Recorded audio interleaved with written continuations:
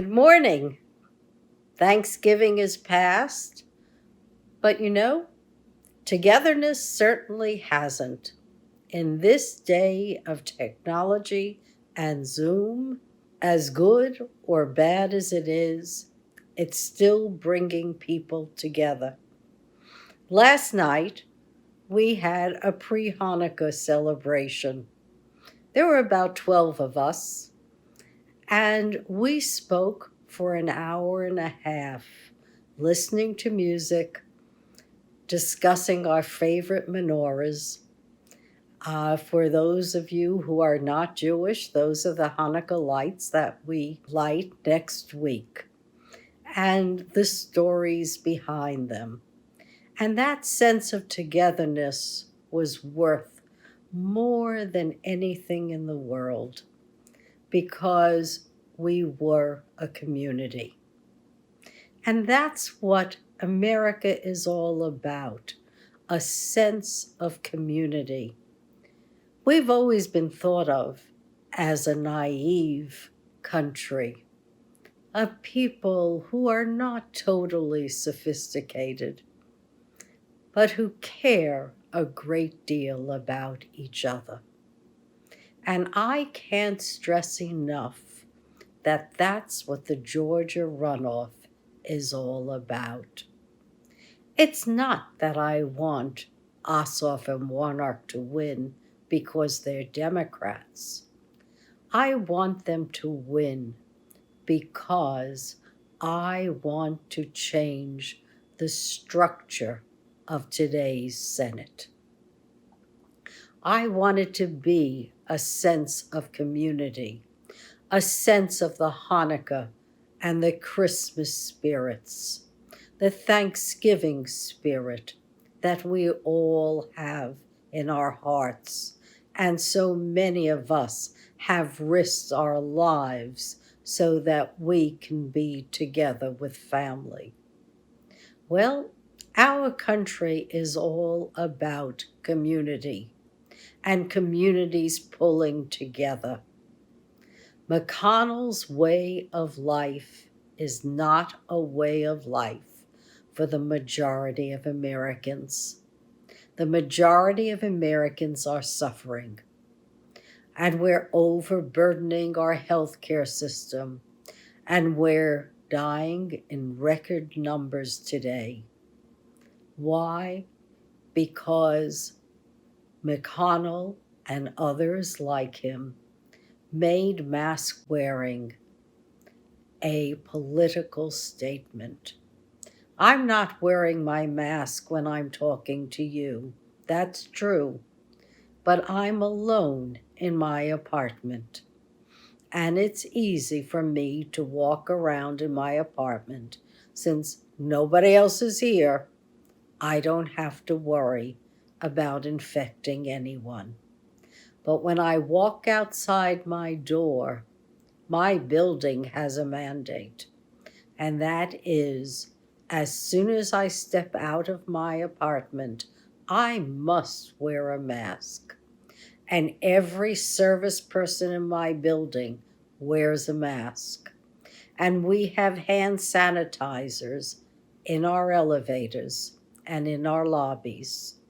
And only one person or one family group can go into the elevator at any one time. We're really strict about the rules here. But it's important to us because we've embraced life. And truthfully, at my age, trust me, I'm not looking forward to dirt and dust to dust. Not anyway soon, at least. And for me, if I could live in a crypt where there was a possibility of resurrection, hey, I would do that, because I'm not eager to forfeit my life to a virus. Not before my time. I don't think, like they say in the Bible, it's beschert, when God has kept me alive this long, that I should give my life to a virus because I wasn't careful. So I beg of all of you to be careful. Be careful during these holiday times. Does Zoom take the place of family gatherings? Absolutely not. It's not the same. But I've learned that I can look at my grandson in the eye and I can tell when we're speaking to each other whether or not he's tired or happy, and ask him sincerely about his day. And we can have a really fun conversation. Is it everything? No. Would I love to hug and kiss them? You bet. But they're concerned that I make episode 59, and I am too. I don't want to give my life to that virus. Please don't give yours or someone else that you love away that easily either. So getting back to Warnock and Ossoff, to me, it's a no-brainer. I see what McConnell is putting on the table. So he went from 500 billion to 900 billion. Big deal. There are so many more people who are on long-term unemployment. So many more people who have not even been able to collect anything and on food lines. This is the time for a Christmas spirit. McConnell didn't think twice when he gave away $1.5 trillion for corporate tax cuts. No siree, didn't bother him at all. And now, when we the people really need cash so that we can stay in our homes, stay in our apartments, buy food, buy medication, and afford to send our kids to public schools, he's being stingy. And that's why I want him replaced. And only by voting for Ossoff and Reverend Warnock do we have a chance of having a new deal. And we need it. This is not a country for oligarchs. No more. We need infrastructure. We need Wi-Fi. We need connections. Real or virtual, we gotta be connected. Zoom has its limitations. You bet.